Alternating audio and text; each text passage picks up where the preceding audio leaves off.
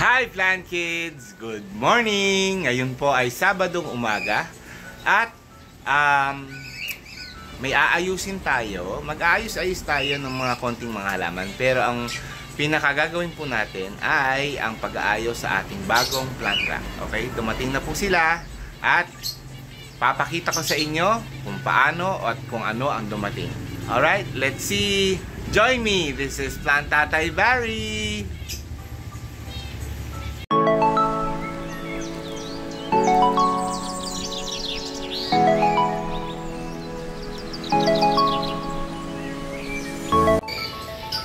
So, ito po yung mga plant rack. Ito po yung isa. Sample pa lang to kasi ilan yung pinagawa ko. So, ayan po yung isa. At ito po yung isa. So, yan. Ilang piraso rin yung pinagawa natin ito para makapag-ayos-ayos pa tayo, di ba? Malaking tulong pa na makakapag na realize ko mas maganda medyo talaga nakaangat yung ating mga plants sa ground kasi hindi sila nagagalaw ng mga alaga natin yung makukulit na yan. Okay? So, simulan natin. Pakita ko sa inyo kung saan ko sila ilalagay. Ayan. So, yung unang plant rack, dito ko siya ilalagay muna. Bale, yung mga matatangkad, ibababa ko yan. Tapos yung mga stand na nandun sa loob, yun yung ilalagay ko na malapit dun sa plant box. Okay? Hopefully magkasya yung mga ilang pinagawa natin. Parang 4 o 5 yata yung pinagawa ko. So, makikita natin ngayon kung paano ko gagawin yun muna. Okay? So, hindi ko alam kung anong mga paso, ilang paso ang magkakasya, pero hopefully ang iniisip ko kasi yung mga caladium ang mga nakahilera doon. Okay? Tapos yung mga matatangkad na halo-halo dyan, yun yung ilalagay natin sa baba. Okay, let's see. So, nandito na tayo ngayon. Uunahin natin, ilalagay natin yung mga nandito. Pero itong mga nasa harap, tatabi mo na.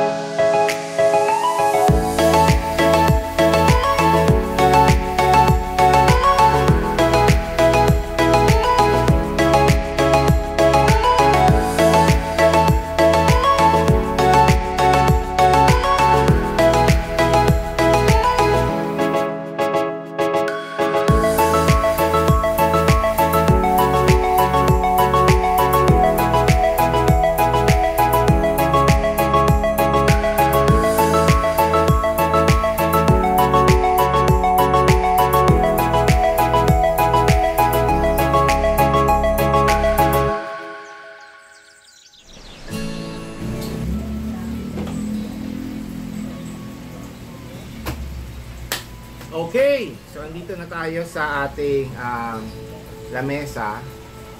Pinapainit ko tong aking soldering iron at magbubutas tayo ng mga ganito kasi meron akong mga malalaking halaman na propa na kailangan ng paso. So ito, gagamitin ko na siya. Lagi ako may naka-ready ganito, tapos bubutasan ko na lang.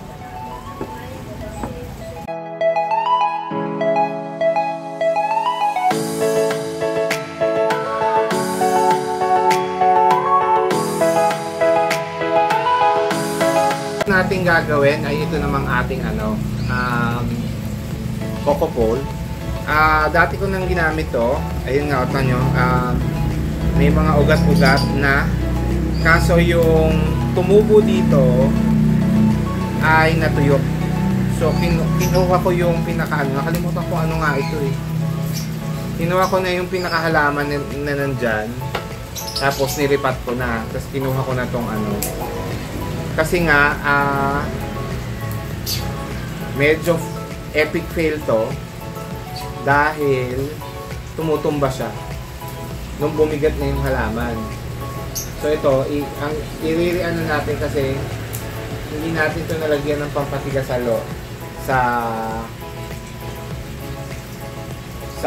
gitna, sa loob.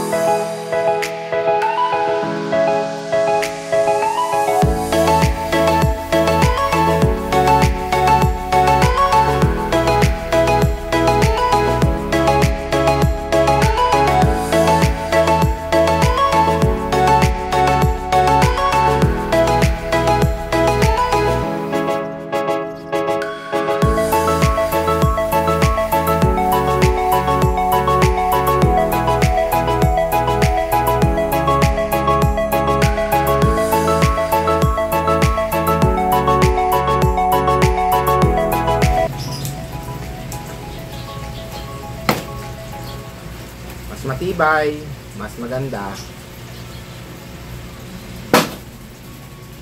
Tapos sakto sa ating pat. Pero hindi natin ito dito sa pat na ito itakabi.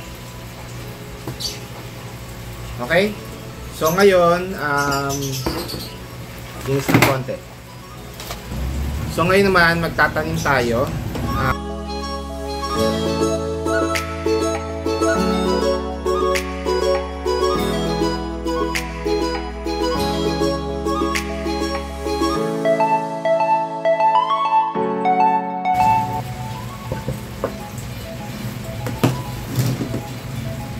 So ngayon nilalabas ko to, tapos kukuha tayo ng ibang mga halaman na kailangang ayusin ng lupa, dagdagan ng lupa, ayusin yung mismong halaman, ganon ha.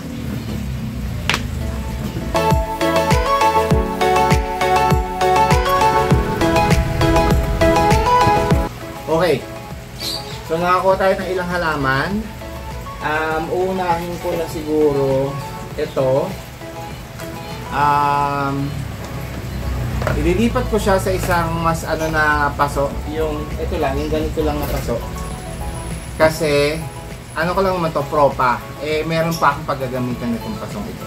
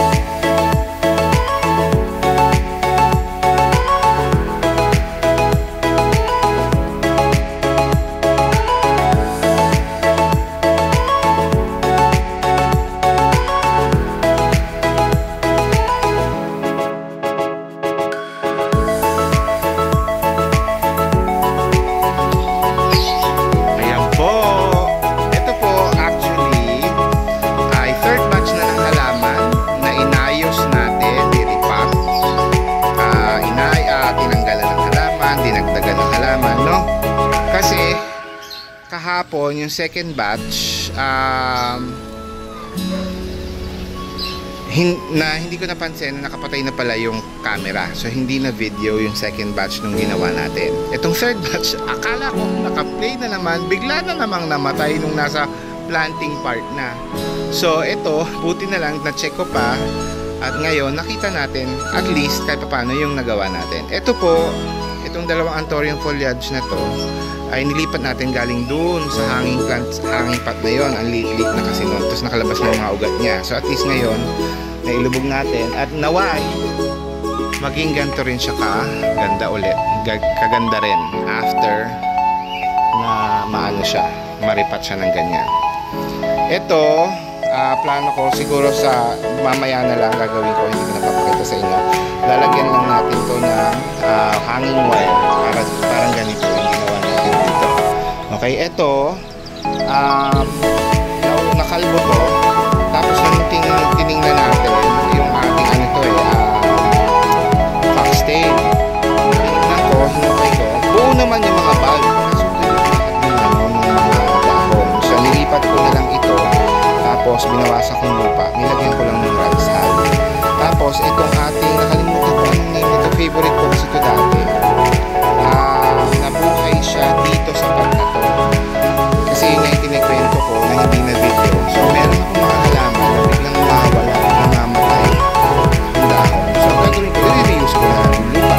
So pag reuse ko, kung saan siya napunta, katulad nito, nung pinag ko to, kasi nga ito, nag-ayos ako ng mga alos para doon sa aking vertical circular garden.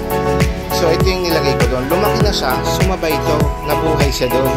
So mahilig pala siya sa araw. So ginawa ko, nilagay ko na lang siya dito sa hanging pot na to na pinanggalingan nitong foxtail. At feeling ko, kakapal na siya doon kasi doon ko na siya ilalagay sa maliwanag at maaraw. Okay? Tapos ito, tinanggal ko po itong naiibang aloe na ito from this pot. Kasi parang hindi ako nakakita ng ganitong aloe dun sa taas ko. Tapos siguro nairipat ko dito dahil nga nagpapat ako ng mga hangin ganyan para sa circular ano. So tas ito naman galing dun sa isang pot. Meron isang pot ako ng calathea na wala ng dahon ng calathea. Tas nakita ko ito buhay. So iniripat ko na lang sa hangin kasi nga nag-aayos ako lagi ako nag-prepare ng mga golden photos o kahit anong klaseng photos na nakahanging katulad nito na mga to. Yan, lagi ako may propa na ganyan kasi